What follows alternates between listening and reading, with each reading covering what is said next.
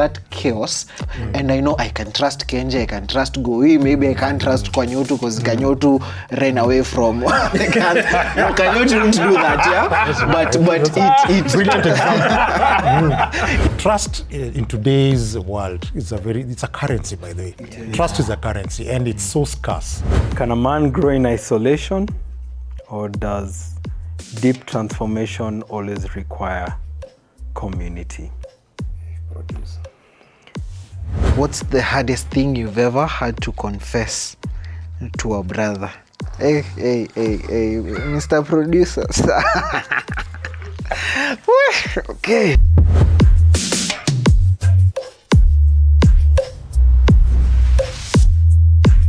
Welcome to the container. So we're calling this a safe space where men can be real, rugged, and raw. Now, we believe this space is a unique space where we can be ourselves, because as men, and we all know that pressure is real. There's a way we've been cultured. Should I say cultured? There's a way we have been socialized to show up in life. And so there are a lot of places we are not authentic, or we wear a different kind of persona, to fit the situation. So what we're saying basically is this space is where you can come in as you are. We believe it's a place that can hold the pressure and the weight, and where we can see each other for who we truly are. Yeah. So I am honored to be with men that I do life with. So you guys first, karibuni, and it's exciting to be on this first episode. Yeah.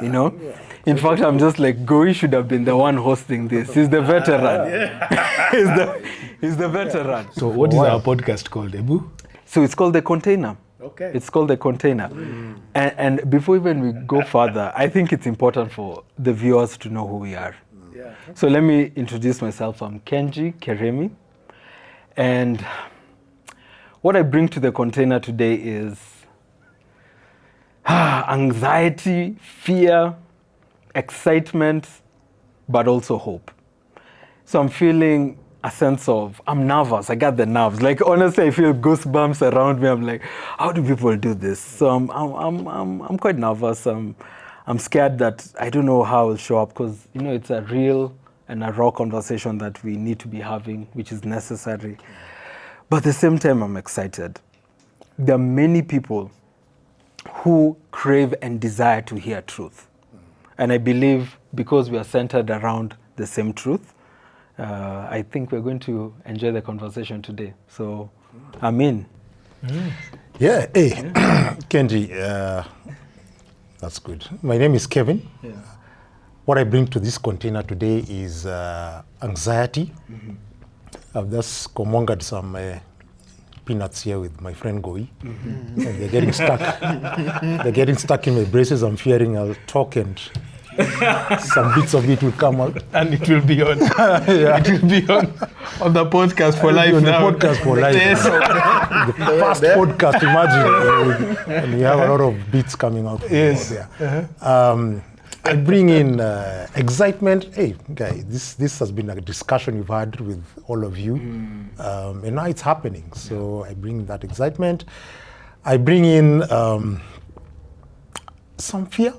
Let me say fear, because I don't know where this journey is taking us. I don't know where we're going. Today's conversations will also make me vulnerable. Just to step out from my shadows and into these cameras, which will be revealing my life to everybody out there. Yeah, with that I check in. Wow. Yes, my name is Gowi Odera. And how I show up today is angry. I also show up excited and scared. Scared, and I think it's a contradiction, because I've been on other podcasts and and stuff, but this is different. I'm on a different setting, and the setting here is like Brother Kevin has said, we are bearing our souls, and it's now going to be out there. All right. So I'm scared about that and possibly how I'll be perceived. I'm excited. I'm excited because we're doing something new. This is the first, Right. and I like being in new things. You know, being something new, and this journey and what it's going to, what it portends. And lastly, I'm angry. Coming here, there was an expense that I needed to make. Yeah. It was an unplanned expense. Yeah. I hadn't budgeted for it, but it needed to be done, and I was just angry that I had to spend money that I hadn't planned to, and so, and with that, I'm here. I'm in. Yeah. Welcome. I'm David Kabera. What I bring to the container, first of all, I'm scared. Before we started rolling, the tech guys told me to project my voice. Am I projecting enough? I need to check. Getting out of my comfort zone. So, I'm used to being soft-spoken. So this is using my voice for something new outside my comfort zone. Scared. Excited to see where this will go. And just excited to hang out with the older cats, man. And talk about, manhood. I think I'll learn as much as I have to offer. So, looking forward to this. Cool. Awesome. You know what's exciting is when I look around the table, we're men from different walks of life. You know, I don't know if our ages will betray us, but we have a good proportion of each generation in here. So what's exciting is that we can lean in and glean onto your experiences from the different seasons of life. And today we are going to cover a very interesting topic, brotherhood. And you know, this is not blood brotherhood. It's formed brotherhood. I'm sure you guys have had friends. You've journeyed along. But before I go further, see, we watch a clip. There's something that I saw that kind of intrigued and fascinated me. And it's by this guy called Andrew Tate. Has a huge following. Guys find him extremely raw. And I think it's important we first listen. So guys, just listen to this. Fantastic way, because I think if we actually psychoanalyze that's interesting. When men go through shared experiences, I think that's how we bond, especially if it's shared hardship. It doesn't matter if it's a football team, winning a game, losing a game, going to war, your army buddies, going to fight, your fight buddies. We have to have some kind of shared hardship to bond with. And I think that's very important. So if you're the kind of guy who avoids hardship or avoids challenges or tasks, you're going to struggle to find any kind of friends worth having in the first place. So when someone says, I'm not motivated to become strong, I don't really care about money, we are also saying by extension, I don't want strong friends around me. I don't want rich friends around me. Because you're a bad friend. Because you're going to be a bad friend. And then you have to sit and look and understand that lone wolves don't survive. The idea of Rambo in and of itself is a fallacy. It's always going to be packs and teams that are going to survive. If your team's going to be a bunch of weaklings like you that lack motivation, you say I lack motivation, you're also advertising to the world that every single one of the people you're friends with are going to lack motivation. So then what? What chance do you have, you and your dork friends with no motivation against a bunch of motivated men? Yeah, because I don't think it's possible. I don't think it's possible to have a bunch of friends who are motivated and focused and not be motivated and focused yourself. Yeah, exactly. Peer pressure is fantastic. It works it absolutely works both ways, right? But most motivated, hardworking men are not going to want to hang around with a loser if he doesn't get his act right. Yep. But let's flex on that. Has it landed? Yeah, it has. It has landed. It has. And you know, this is what I took out. When I listened to him, the first challenge was, he said, if you are afraid of hardship, you can't make any true real friends. And for me, that was intriguing, because when I look at it, most men bond around hardship. When I look at even the way armies, when guys go to war, guys sacrifice their lives literally for each other, but because they've been in the trenches before. In fact, there's a neuroscientist who talked about whenever you feel fear, you know what's released? Oxytocin. Oxytocin is the love hormone, the bonding hormone. So Gowi, if you and I are in spaces where we are in hardship together, we are forming a bond. Scientifically, we are connecting. And that's how you'd find those people die for each other, and their loyalty is on another level. not just for themselves, but for their country. And we'll go into that, how also brotherhood has to be forged by a higher purpose or a higher mission. So if it's country, if it's for God, but not just for self. What do you guys think? Let me first leave it open. What's it?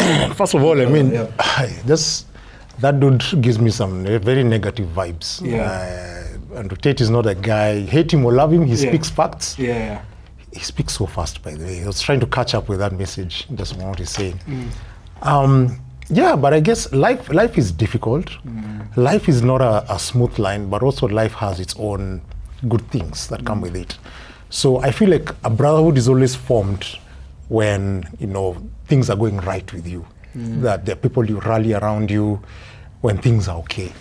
You've had this saying, when you lose everything, like Job in the Bible. Yeah, he's the kind of guy who said that when he was doing it, he was living the life. He was a huge guy, huge personality. God had blessed him. And then all of a sudden that gets lost. And he stated many times that even for me, all my friends, when I walk into the streets, guys even run away. Some guys even spit on me because they have lost everything. So he has a point when he says that, in difficult times, we need that brotherhood. But I feel like this society, the way it's been cultured today, is that when you're doing well, people rally around you. And you kind of like a magnet of some sort. But when you're going through harsh times, people run away. And so only the true friends remain with you. But I also feel the other side of the coin is that when you're going through a hard time as a man, then you need to be vulnerable enough to be in a container like this, where I can check in and just say, guys, I'm going through something difficult. Can you carry me through this season? I feel like that's the real definition of a brotherhood. Nice. And have you experienced that, where when your chips are down, guys scattered, they were nowhere to be seen? No. No, I have not experienced that, but I've seen it around me, especially the relationships that I have. But I've been also very intentional to have friends who we can journey through season to season. They are not many. They are not like 20. Maybe like about 3 to 5 guys. Yeah. That's interesting. Yeah. Gowi, what about you? I think there's some truth in what he says. Yeah. It is, my own experiences have been, I remember those when I used to play active sports on the rugby field. I still remember. I remember you asked me on the team that won a championship. And I can literally remember the different players. And this is, my gosh, this is over 30 years ago. But I can remember who was playing wherever.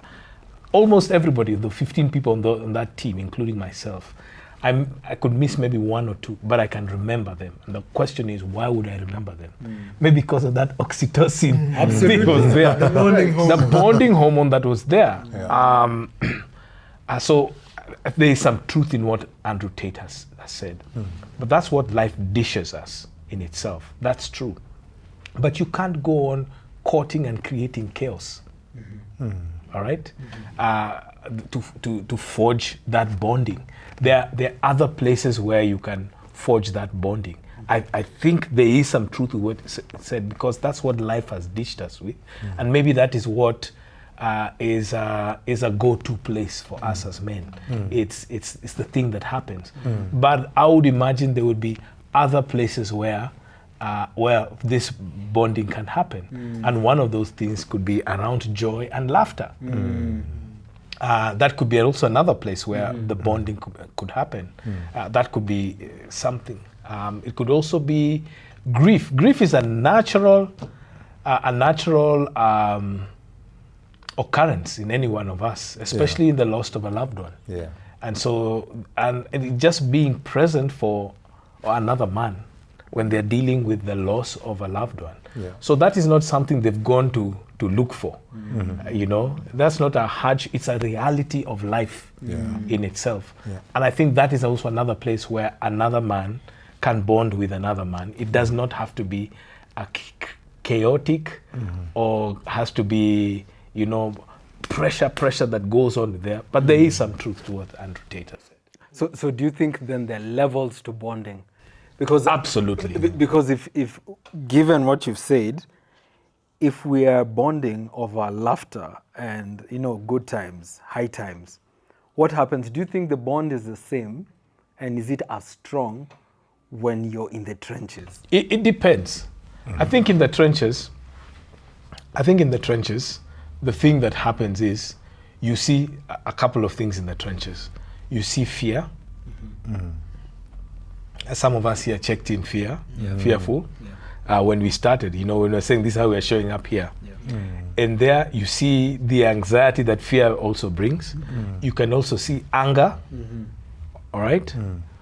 This is where people also get into, and then those are those are stressors. So there's a certain vulnerability that's already exposed for you. But look at how culture has made around fear and anger. Those are things that men bond around. Okay, my own son, all right, tries to come and show that he's not afraid. Who taught him that? Natural. I don't think it's natural. It's not natural. I think it's the environment in itself. Possibly even me, unintuitively. The way I do. Maybe I do that. Hey, be strong. So I inadvertently maybe do that, but I don't do that for his sister. Okay. So those are the things that we are socialized to recognize other places where our vulnerabilities are exposed. But in a place of laughter, I'm also vulnerable. And I can be able to see another side of me and itself. Even in a place of grief and sadness. In a place of grief and sadness. I mean, that is also another place for bonding that I see in many ways. So that could be, let me give you an example. David here, when I did lose my mom about a year ago, he's in a group of men who maybe possibly a month after, I just sat, and for that whole meeting, it was just about me. And they asked, now you're coming in, how are you showing up? And I said, sad. And the entire meeting was just regarding that particular place, I was at. And, I left that place, and even as I'm thinking about this, there's a certain... just a soft spot coming up for me right now as I speak. But because I recognize that those men just chose that day when we were meeting to just talk about my sadness. With you. And for me, a lot of oxytocin. So do you think, before we go to you, David, do you think then men are not allowed as much to be present? They are kind of forced to perform in most spaces they are in. Because when now you're told, just be present, all we want is you to be in the room. We don't want you to say anything. We don't want you to show up in a certain way. We just want and value your presence. Does it change the game? Because it does. It does, Kenji. And I tell you why it changes the game. Because we don't know how. We don't know how to be present. We don't know how to be present. For us men, we are like on a stage. And the spotlight is on us. All the time. It's always, we have to show up in a certain way. And it could be counterintuitively, or it could be our intuition, but that's the way we have been socialized. We have to show up somewhere. This is the way a man looks, or this and all that. So we don't know how to show up. And I envy those men who are aware of that and show up, and they're aware how they're showing up. They're not putting a face, they're not putting a front. This is just their authentic self. Right. Especially the men who have garnered whatever tools there are available for them to do that. Got you. And I think in a sense we're also trying to protect our image/egos because that really is what gives us our identity. So partly it's not a bad thing, but I think it's the awareness of when we are performing. So that we know right now we are not needed to perform. We just need to be present. And that way we can connect a little deeper with our brothers. It hurts us in our relationships, in our authenticity with the relationships, especially with our loved ones. Exactly. Exactly. What's your take, bro? Yeah, I'd like to introduce span in the works, yeah? From what Andrew Tate Yeah, from what Andrew Tate said, yeah? I think, let me reintroduce chaos in the equation, yeah? The reason I think chaos breeds a different level of that brotherhood, yeah, is because of trust, the element of trust. If when shit is hitting the fan, yeah, there's guns blazing all over, there's, for example, you know, if you think about history, guys were out hunting, yeah? If I can trust that, Maze, there's a predator there, and Gowi won't run away, won't be, and he's got my back. I think what he's talking about is coming from that point of that chaos, forces the true character of a person, if I can call it that, to show up. And I know I can trust Kenji, I can trust Gowi, maybe I can't trust Kanyotu because Kanyotu ran away from the cat. No, Kanyotu didn't do that, yeah? But it Brilliant example. when the dog is chasing us as kids. Imagine. Yes. He runs away. So we are falling down. And these dogs are chasing us. So the reason I think there's a different depth to relationships bred in chaos is because you can trust that man's character, that no matter what happens, this guy has got my back. Kenji, may I ask a question? Yeah, please. So, sure. what do you think? I think that's fascinating that you've put that up. Yeah. What do you think is important for us men when it comes to trust, and how that helps in forging our bonds? I think it's that element of, have you got my back no matter what? Yeah. Yeah. Why is that important? What do you think that's important for I think us? let me take it from a historical sort of perspective. Yeah. Traditionally, if you think about it, men's work was hunting and war, like protecting, defending. So the provision and the protection. That's what men have been doing for thousands of years. Yeah? And in both of these, you need the men around you to be solid men. That when you go out to hunt, you have my back, my brothers have my back. When you go out to war. You guys have my back. You won't.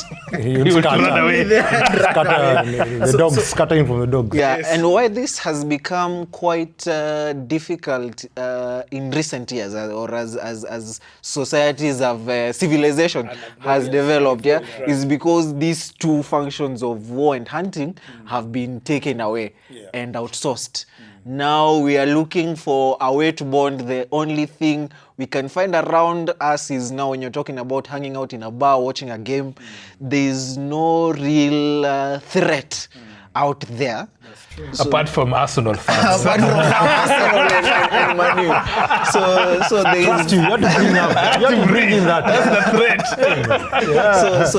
So I think this is what's bringing the disconnect, and the loneliness epidemic amongst men in recent years. It's because that has gone away, for better or for worse. Now there's very little chaos to bond over. Now, and that is the question of, do we need chaos?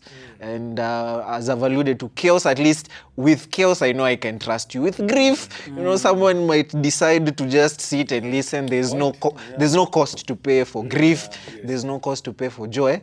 But Maze, when it's life and death, there's a cost to pay. And if I can trust you, you become a brother. Yeah, it's more about the character.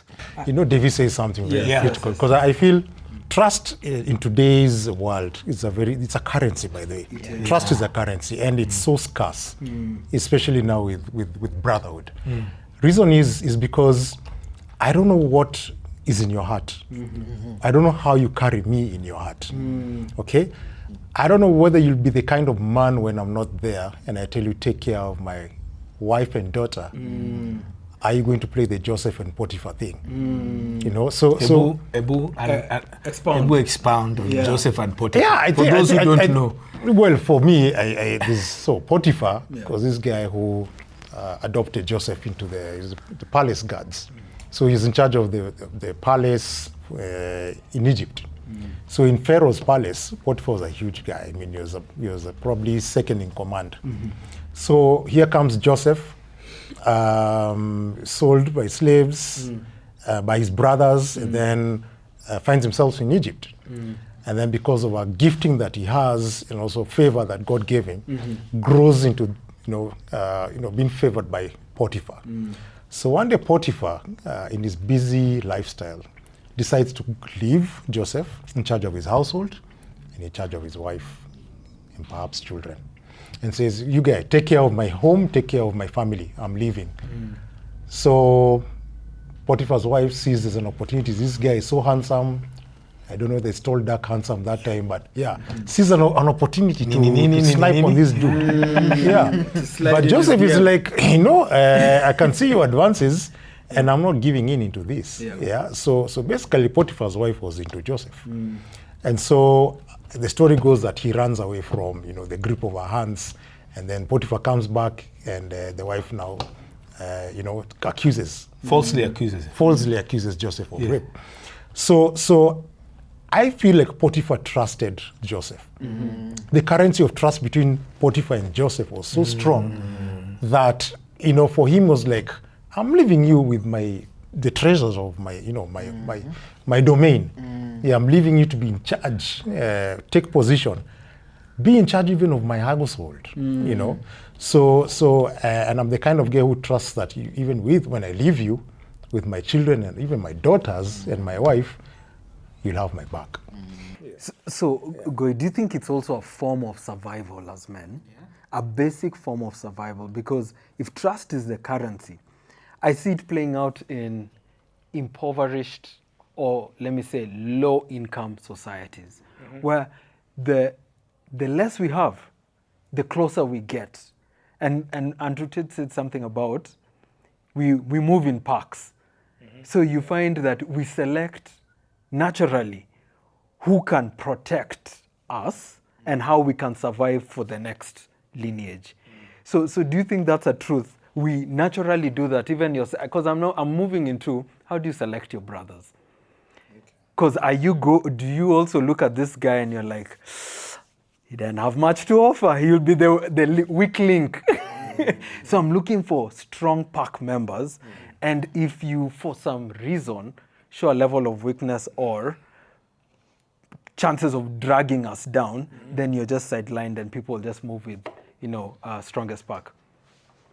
Devi, I just want to affirm you. This element of trust that you bring is an invaluable contribution you're bringing to this thing. Thank you. Thank you for that. I actually think when we are sizing up people, can this guy be part of the pack? You know the way as jammers are, as men are, when we get in a room, it's like a pissing contest. How much heat can this guy take? Yes. Can he be part of this pack? This the proverbial pack that we are a part of in itself. And so I think in many ways, yes. The answer to your question is yes. Because trust is a very, very, very big currency, a big thing, big factor in how we relate as men. Secondly, it's also a place for where man can I be vulnerable around this person. Okay? So that the idea here is, how can this brother or this man create a safe space for me to be authentic? Because again, we are always combat mode. Yeah. We're always showing up as something else for any situation, right? So is this a safe space in itself? But here's a question. Does chaos have to be the only place where trust can be?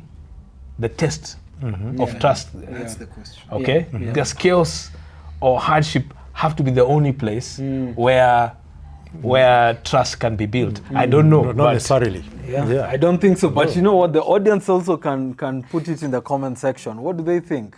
It would be a good thing for them to hear from them. Absolutely. But guys, I have a black box. So guys, what's inside this box to get guys to understand is part of the container is men getting to delve a little deeper into our experiences. So some of these questions that have been curated, but I've not contributed to the questions here. Someone else has drawn them up. But I feel like it would be important for us to answer some of these questions as we reflect on our brotherhood journey. Man, I thought there was a gift inside here. This is a gift I'm giving you. In fact, Gowi, since you're the first one, pick one. I thought there were, like Cigars, cigars. Like you're pulling out cigars. So I pick one. Just pick one. Okay. And read it out. And read it out, and you can answer that question. Who do you need to thank for walking with you when you couldn't walk alone? This is for me. Yes, it's for you to answer. So when you pick, you answer. Okay. See, that's what I told you. Part of the scared part. Yeah. You're not prepared to answer that. No. I'm like, can I pick another question? No. Oh, who do I need to thank for walking with me when I couldn't walk alone? I need to thank my therapist. I think, let me not say I think. In the lowest of moments that I have been through in the past 4 or so years, I've not had the tools. Or I think that I was not aware of the tools available for me. And I struggled. Mentally, I struggled. And to the point that I must admit, I was even embarrassed to say that I struggled with depression. You know, Gowi Odera does not. I'm the guy. I have The mighty. I'm the big cheese, man. I'm the guy who's holding it down for everybody. But here I am, just where I was, and whatever was going on in my life at that point. And I remember sharing this with a relative. And she just told me, Gowi, just promise me you're just going to get help. She just told me, just promise me you're going to get help. I said, so where am I going to do that? Gowi, you refer all of us. So now just do this. And so I picked the phone and I called him. And these past 5 years, and especially in the past 1 year, if I was to thank him, I look at the camera. You know who you are. It is your gentle but firm affirmations and calling out the man in me, and also holding my hand, especially when I did not have the confidence. And to you, I want to say thank you.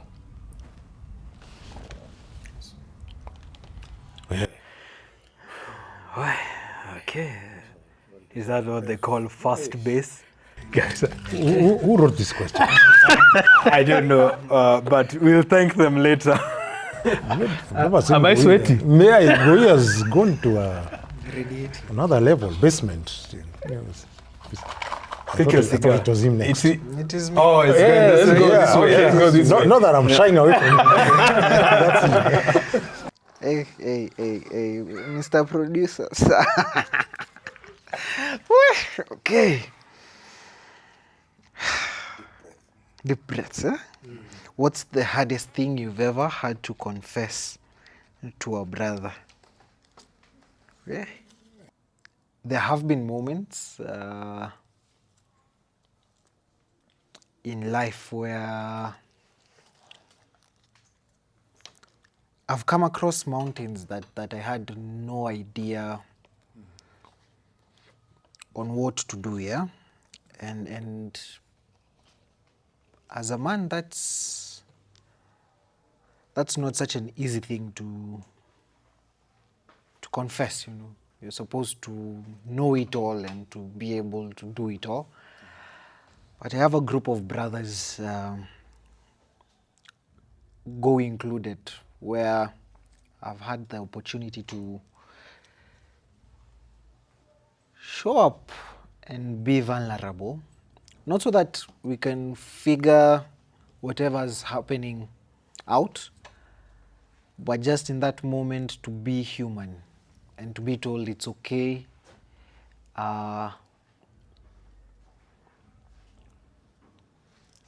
You are struggling, you are suffering, you are in pain, but we are here for you.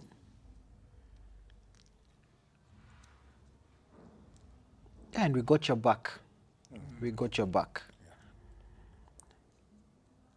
And honestly, if it were not for these brothers, I don't know whether I would have made it past, you know, whatever was happening, yeah? Probably I would have, most likely I would have gotten stuck there mentally, battling depression, you know, 1 year in, 2 years in. But having those brothers around me and being able to just strip myself bare and curse at life, ask God the difficult questions when they're there, and just let out my anger and frustrations at life, at myself for not being enough for whatever's ahead of me. I think they pulled me through that. I don't think I would have made it past that. So and I realize how fortunate I am to have such men around me. And I'd advocate for any man out there, however you can, get yourself boys like my boys, yeah? Get yourself boys like my boys, men who you can be vulnerable with. Yeah. That wasn't an easy question. How do you this? Can you crisscross? Thanks, Davy, for Apple, you. What crisscross? There's no, it's going wrong. It's going clockwise. No, you guys haven't played X and O's. Did you mix it, Davy? Properly? Yeah, I mixed it. Just make sure you mix it. It's getting tougher and tougher. He's drinking water as he sips. Now I'm even looking at the ceiling, just hoping. Pick your weapon. Wait, this one looks chunky. Just looks like a whole composition. It's a whole script. Ah, the Lord. Hey. Andrew Tate in the video critiqued the lone wolf mentality. How do you balance the value of solitude with the need for brotherhood? Can a man grow in isolation, or does deep transformation always require community? So first, have I been a lone wolf? You know, just to define, I have been characterized as a lone ranger. Like I go on hunts alone. But the lone wolf mentality, in my understanding, is more like a creature that lives in solitude, right? Loves their space, has kind of shielded themselves from community and isolated themselves. I don't think I have been that person. However, I have found moments, and especially, I don't know, when I got married, I've seen myself a little more introverted. Like I've started going into my cave and I'm starting to enjoy solitude more than experiences with others. And it hasn't changed my view on community, but I value the people who've been able to call me out when I get into a shell. And I'll give you an example. There are times I go AWOL on my brother here. And it's because I'm going through a hard time. And chances are it's a financial crisis. So Gowi, sometimes when I just go quiet, 6 months we haven't spoken, you're like, hey, bruh, are you good? And then we'd meet for coffee. I know you're broke. And then that's how he knows. Then the first thing, yes, he just says, I know you're going through a hard time financially. This one is on me. Exactly. This one is on me. Because when I find financially I'm going through hardship, it's like I lack the confidence to show up amongst people. I don't have the courage to even contribute my ideas and feel valued by people. For real? Yeah, I don't. So I feel like somewhat the depth of my pocket can dictate my presence. The depth of your Can dictate my presence. So how I show up. even the quality of your interactions. Yes, it could. Sometimes I find when I got something in the bank, You're confident. like I'm a little more cocky, and those ones I can command a few things here and Your there. walking style changes. But let me tell you, when we are fulizing, bro, mteja hapatikani kwa sasa, and then It's a dog with a tail. hey, inside you call for functions, they're like, Kenji, can you say something? Peace. I think a brother there will represent us well. I just find that. So, how's the size of your wallet right now? You tell me. The Brotherhood has helped you. You tell me. You can get You sound like you'll treat us to something after this, eh? Some nyama choma. Some nyama choma. It could be a facade, but I can tell you that's for sure. And when it comes to my mentality around how I show up, so have I answered that? Has it? All right. Is it one or two? Okay. What does iron sharpens iron actually look like in your life? What do you think God is trying to teach you through the men around you? What does iron sharpens iron actually look like in your life? So, I think for me, just being able to align myself with brothers who we go through the same things together. I've been very careful to choose my relationships, especially at this time in my mid-40s. Very careful who I spend time with, because I'm of the notion that the more people I spend time with who have gone through tough situations or even successful men out there, in all ways, financially successful entrepreneurs, I feel like for me, I need to have a balance of both. And iron sharpens iron is when even I meet men who've gone through situations, I can relate with that when we have an exchange. When you have a coffee, I'm able to listen to the story. I'm able to also give my story of the wilderness that I could be in. I'm able also to give the story of the successes I've had. Okay? So iron sharpens iron is not only when we're also doing well, but also in the moments of adversity. How have you dealt with this situation in your life? A moment of issues of marriage, issues of parenting, issues of my business is not doing well right now. How am I able to sit down, have a coffee with another man and have an exchange? For me, I think that's what has worked for me.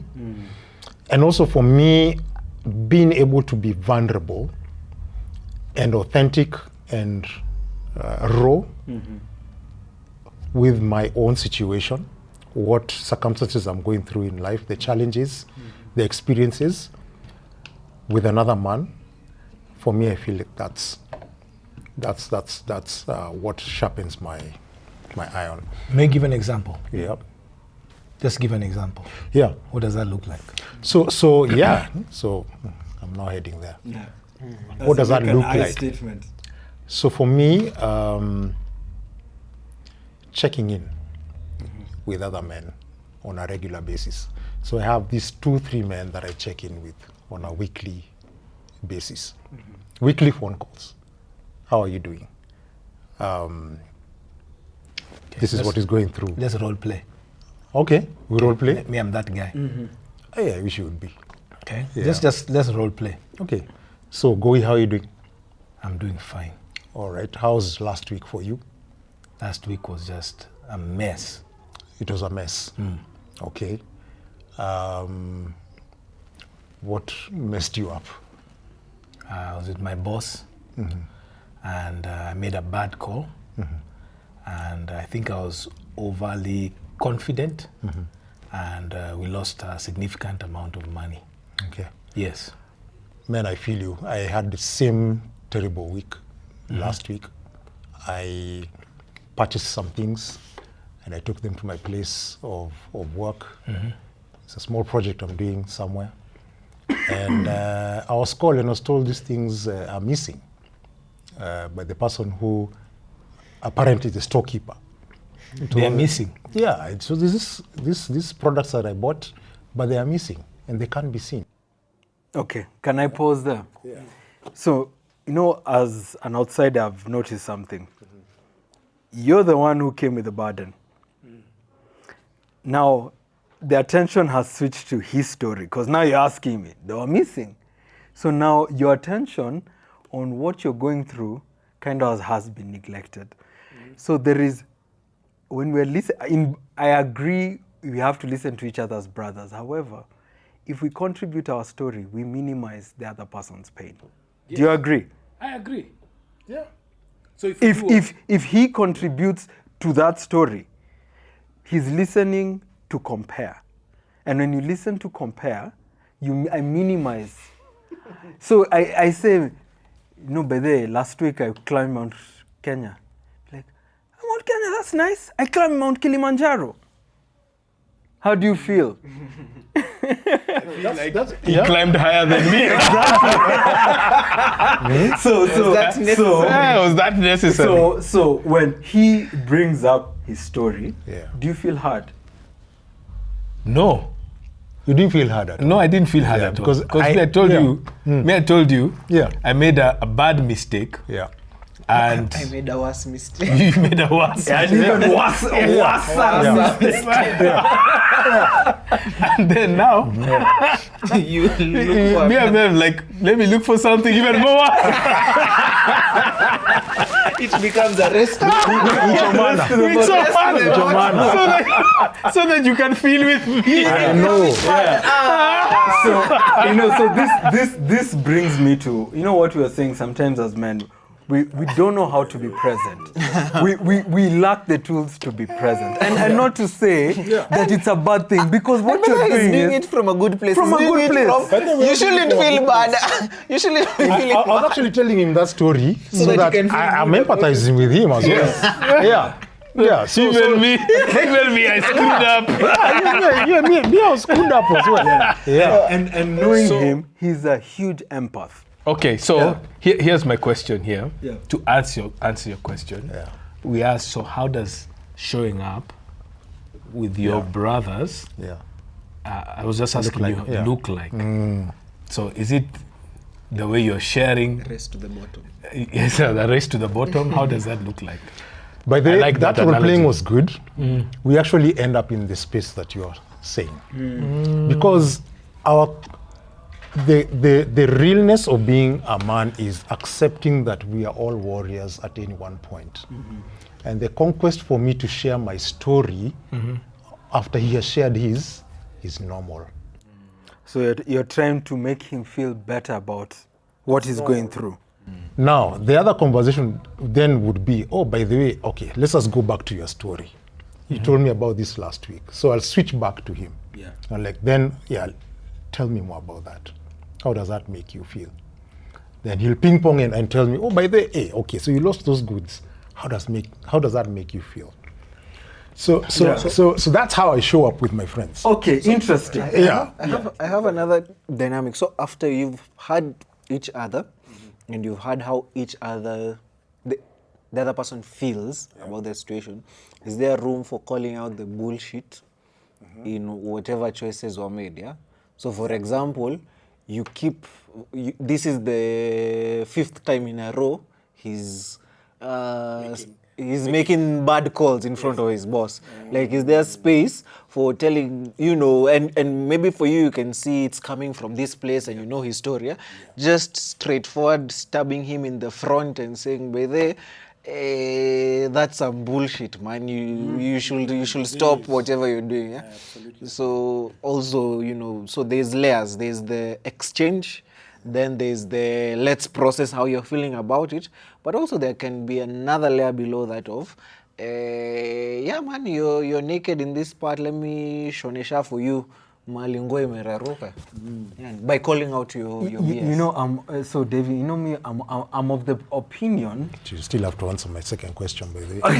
I'm of the opinion that men already know where they falter.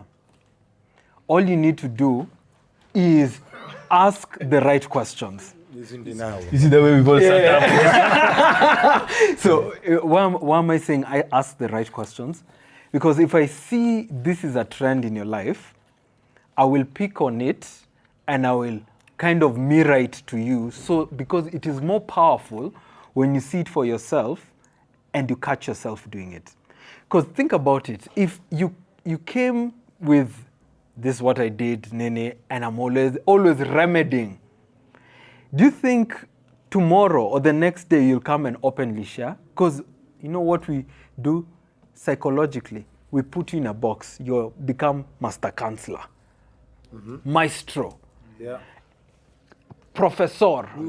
This is the guy who's now the only one who kind of advisor, who takes who we get directives from. Okay. My thing is, when we are connecting with brothers, and we are seeing, as you're saying, the BS in each other, it's so important to mirror that BS to him. To show him that, hey, look at yourself, look at this trend. And then you can ask him questions like, so where does this also show up? Where I see you making calls and you're running the company down. Are there other places where maybe you overstep and you run the situation down? Then he will start to think about the other areas he does the same. Yeah. So I think there is need for questioning more than telling. So, yeah. in your... Let's go back to that. In your thing, can we role play again? Let's role play. Okay. Yeah. Let's go. Okay, so that's a terrible week that you had, Gowi. Yes. But is there anything that you feel like you contributed to that mess? Is there anything I contributed? Yeah, for that mess to happen in your life. In my life? I'm talking about work. Yes. So you're saying there could be other places in my life that I'm doing this. Is that what you're saying? No. Me, I'm telling you how I messed up at work. So you messed up at work, yes. Yes. Yeah. So and that's what made a crappy week for me. Okay. I empathize with how you're feeling. Yeah. However, do you feel like there are other areas of your life also where you mess up, not only at work, at home? Maybe with ministry. Yes. Okay. Nobody's perfect. Okay. Nobody's perfect. Could you give me an example of how that has happened, maybe at home or anywhere else, not at work? We're role playing now, eh? Yeah, this is the phone call. That is real. There's someone in Safaricom just listening to this. By the way, those guys listen to a lot of some places secrets. Where I've made a bad call. Yes, I can think about maybe one or two.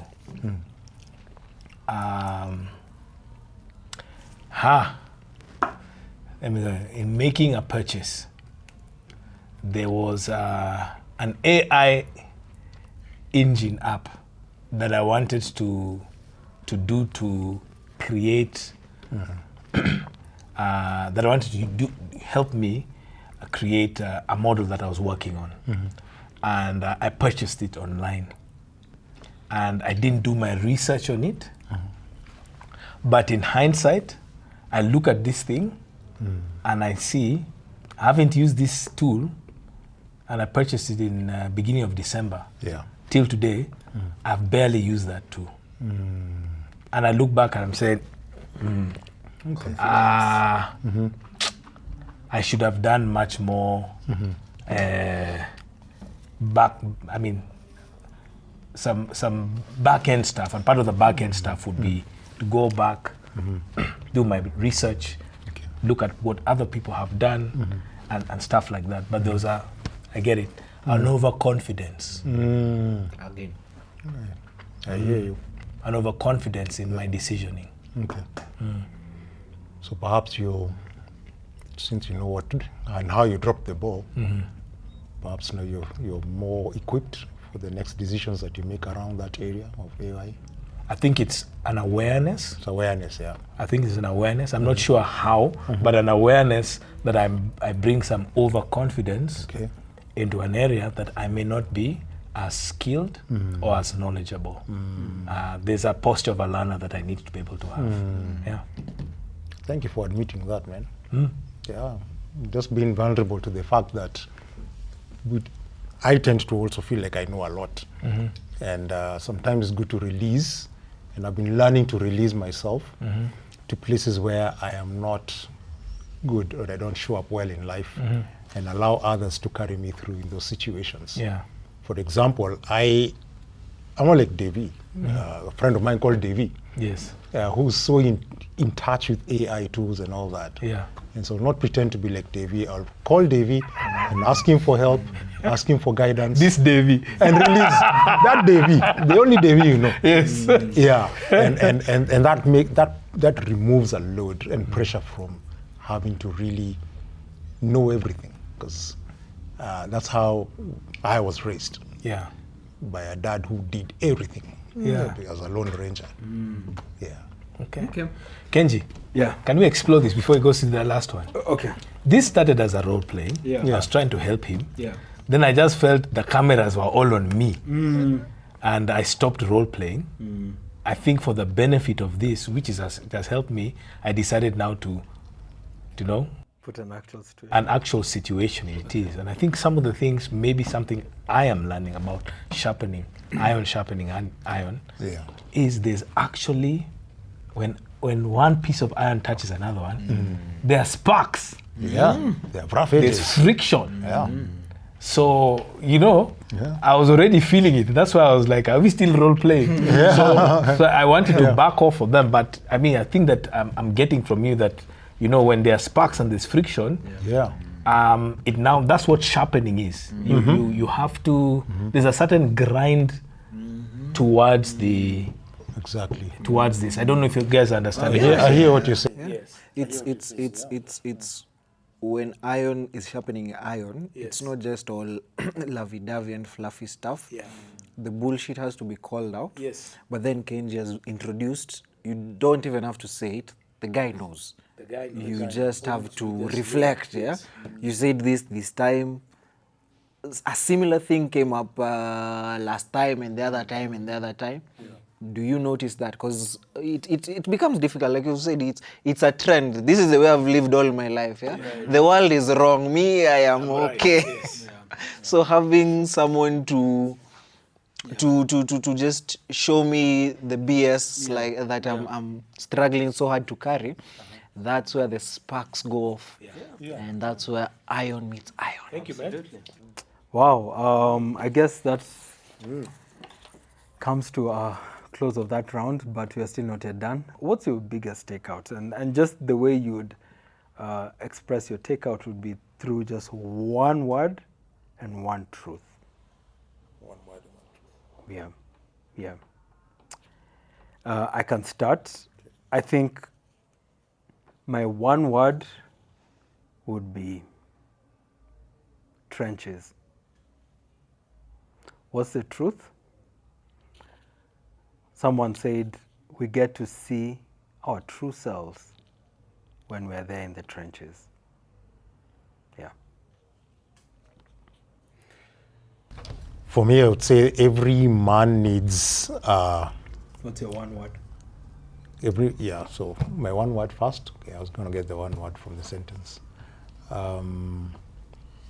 Brotherhood.